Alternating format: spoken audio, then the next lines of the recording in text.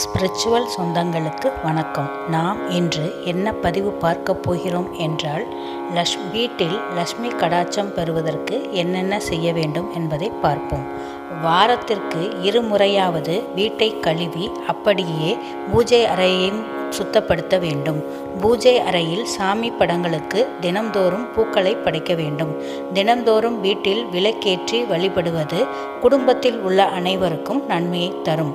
பூஜை அறையில் ஏற்றப்படும் தீபங்களை நாம அணைக்கக்கூடாது.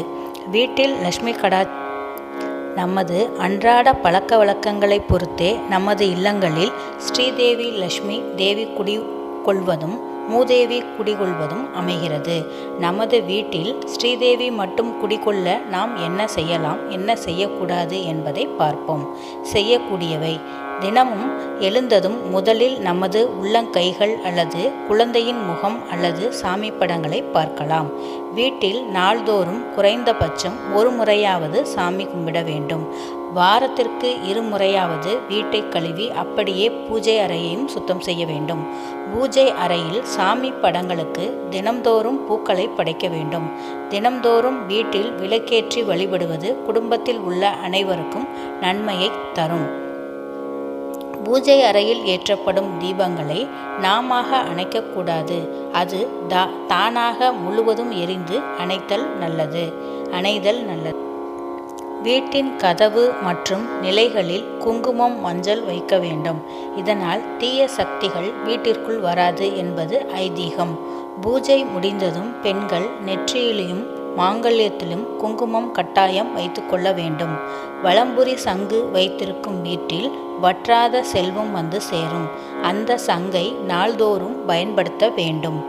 வீட்டில் துளசி மற்றும் வேப்பமரம் வளர்ப்பது நல்லது.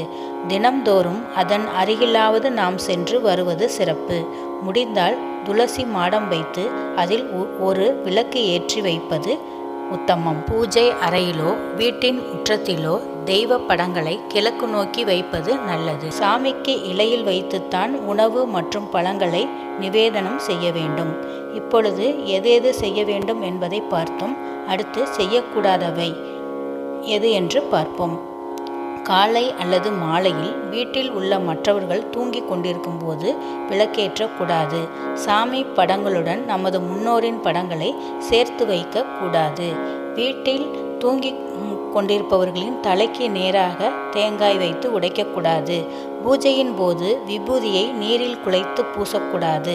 துண்டை கட்டிக்கொண்டோ துண்டை தோளில் போட்டுக்கொண்டோ ஈர ஆடைகளுடன் சாமி கும்பிடக்கூடாது.